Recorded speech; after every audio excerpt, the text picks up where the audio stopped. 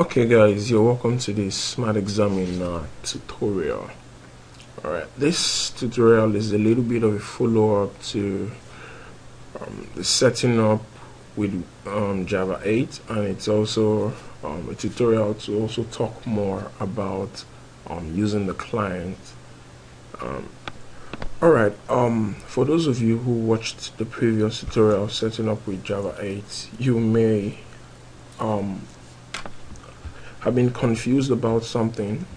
As you all know, the Windows 10 system is where the SmartExaminer has been installed. Okay, now I forgot to show this, but we also had this configured also on the same system. Okay, we made sure that the exemption was also included on the same system, and that is why we were able to launch the client. Okay, from this. You have to do this on all systems, even the one that the SmartExaminer is installed, if you want to be able to launch the client on that same system. If not, the security settings is going to block it. Okay, so as you can see here, this is 127.0.0, and this is basically the host, and that's why we were able to launch it. Now I want to show you something. Now if you notice in the settings here, it's 127, and we were able to launch it. Now I'm going to close this, and I'm going to put localhost here, and you'll see what happens. Now localhost is still the same thing as the 127.0.0.1, but Java does not see it as the same. So if I launch this now, we would notice that Java is going to block this because the localhost was not added, and that was one of the reasons why I advised you add both the localhost, the 127, and the IP address of the manager, so that in any case it's not going to block. Okay, let's just wait on this.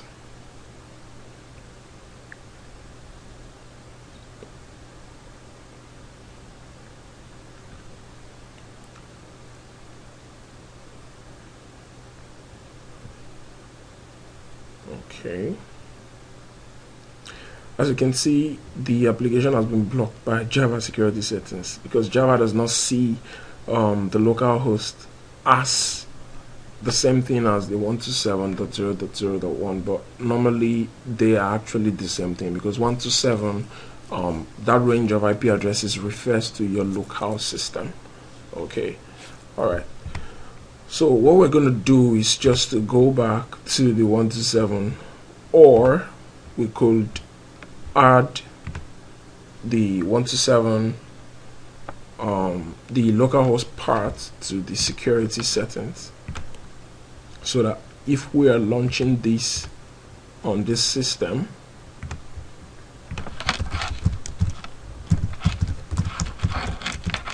a 590, so that if we're launching this on this system, we will be able to launch it without being restricted by the Java security. Now you can leave out the /SmartExaminer part. Okay, it is not compulsory, but the host itself together with the port number, it's very, very necessary.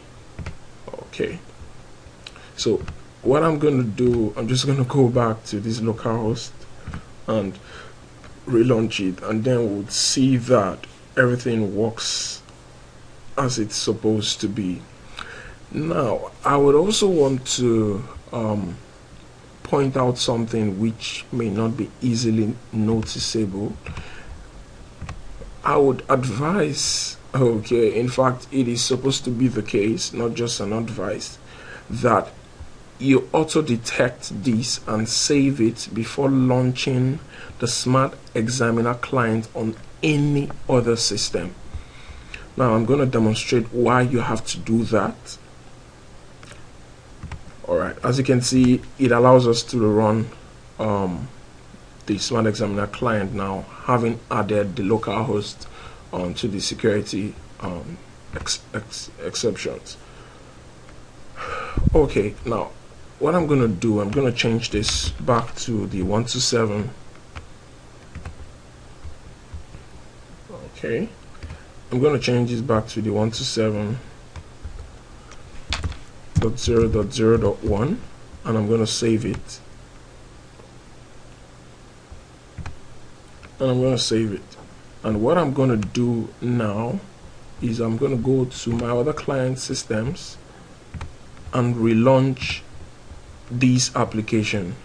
Now in the SmartExaminer manager here, I've been able to create 2 examinees, okay, Anita Jones and Tom Paul, and I also created an exam and I mapped both of them to the exam. What I want to do is to connect from these other client systems to the server system, which is the Windows 10, and so we'd have to do that. Alright, I'm going to launch it here now, and I'm going to launch this one as well. Now I would also want to launch this as well here. Now remember that this is the server system, the Windows 10 is the server system, and these are the client systems. Now the settings here, the IP address settings here, it does not affect launching on the same host. What am I talking about? You're going to notice that it's still going to allow me launch it from here, and it will be able to detect the examinees that has been added to the server system, unlike the client. Unlike these client systems, they will not be able to detect it. That is why you need to set the IP address right before actually starting the exam on any other client system. Alright, now one of the examinee code which was given was rich. So let me just close this and show you. Okay, the examining code was just custom, rich and hidden. So what I'm going to do here is to log in here, rich and hidden. Now this is the server system. As you can see, we're able to see the exam. I'm going to choose the exam, requesting exams to start. Okay. As you can see, it was able to successfully download the exam because it's the same system, more like it's the server system. So it sees itself irrespective of the IP address. If the IP address refers to a local host or it actually refers to the internet IP address, which is accessible by other servers or other client systems within the network. I hope I didn't get to confuse you there. What I'm trying to say is, by default, when you install the SmartExaminer manager, okay, this is exactly the way it comes, which is 127.0.0.1. Now if you leave that setting as it is, which is like this, you would be able to start any exam within that same system, and you would not be you will not have any problems trying to connect with the client. What I'm going to do now, I'm going to close this, okay, and I'm going to come to this other system, which is the Windows 7, and I'm going to click on rich. Now it should still probably be able to see the exam. As you can see, I'm going to click on the choose exam. It's going to wait for a very long time. Okay, this time it didn't, and as you can see, unable to connect to server PC. Server PC may be turned off. Now I'm going to do the same thing with this, and you will notice that the same outcome is going to happen, and I'm going to explain why that happens so that you do not make such mistakes when hosting this exam from several systems. Now as you can see, the same thing happened. Now what happens is, when the SmartExaminer client starts up, it picks up the settings from the server which hosts the SmartExaminer client. As we know, the SmartExaminer client, the manager, the Ratorsoft application server, and designer has been installed on this system, and as such we were able to access it from that system via this URL. So it also picks up the settings made from the system, just as it picked up the web page hosted by this server system. In other words, this IP address settings which we have done here also has been picked up. So what the client does on another system, it tries to connect on the local host. It tries, and if it does not detect the server, then it shows that error message which it showed. So in other words, what you need to do is to make sure you set the IP address right, so that all other client systems are not going to see themselves as connecting to themselves. They're going to see themselves as connecting to another system, because by the time they notice that the IP address does not match their own, they know that it has to be some other IP address, some other system within that network.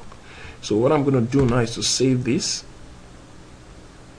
and close this, and what I'm going to do is to close the client and relaunch it. Like I told you, when you relaunch it, it picks up the new settings each time, and that is why you need to get this thing right before your exam starts, okay, so that you don't need to always close the application and relaunch it. So we're going to wait for it now to launch, and then we're going to test it again, and we're going to see that this time it's going to let us connect successfully. Now this also works for this, okay, it also works for this one too, and I'm also going to demonstrate that to you. Okay, let's allow this.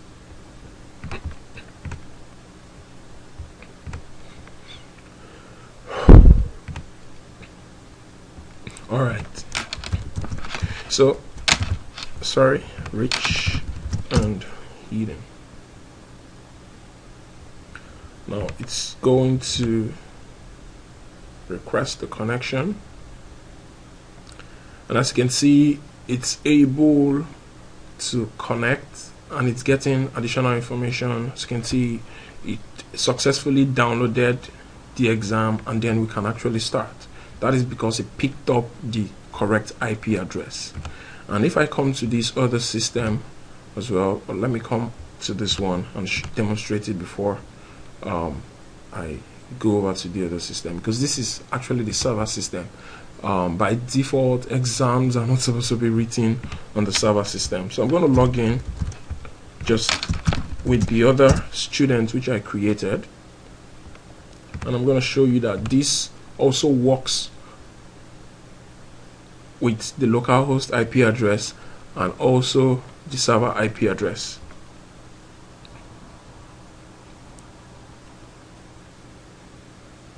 So as you can see, this connected successfully, okay, and on the server system itself, you can use any of them, either the localhost or the detected IP address. It's all gonna work, okay.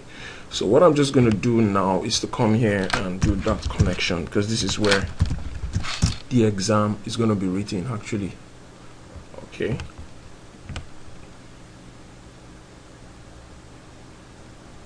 So these two systems, like I said, or I've kept on saying, they're going to be seen as client systems, okay, which is different from the server system.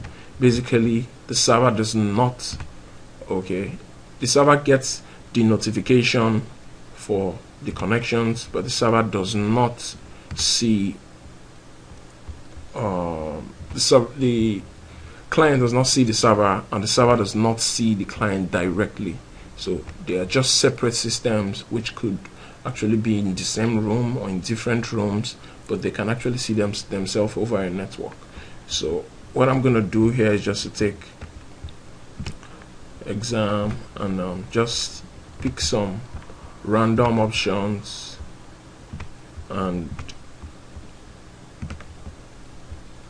and do the same thing for this other system.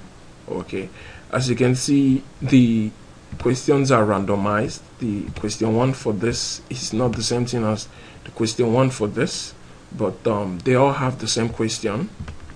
Okay, I'm just gonna pick some random options here, and I'm gonna click on finish exam. I'm going to do the same thing here as well. Finish exam. Okay. Okay, as you can see, the total score here is 1/4, and well, the score here has been withheld because the version is unregistered. Okay, the application is unregistered, so it only allows the first connected client. Okay, because we first connected with this. Okay, yeah, it allows the first connected client to see the result, allows you to see the result of the first connected client, and any other connection, it just withholds the result until you provide an activation code. Then you can be able to see the results of all the exams you take. And one thing I would want to correct, okay, all withheld results cannot be seen even after activation. So I would not want you to deploy this on a live environment and then you now ask for activation code. No, it's not going to work. Okay, a result has been withheld, it has been withheld. You cannot bring it back even after you activate. So make sure you pay for the activation code before deploying on a live environment. And so if we are to come down here now, as you can see, both of them have finished the exam, and Rich scored 1. This was withheld. You can see the results, okay, for this, and then you can also see the results. Okay, all right, thank you very much for watching this tutorial. I hope we're able to cover the connection with the client, and yeah, we're able to cover any problems you might face. So if there is any request you want us to do, anything you want us to do further, yeah, just make the request. We're going to make a tutorial on it and help you understand it. Thank you very much for watching.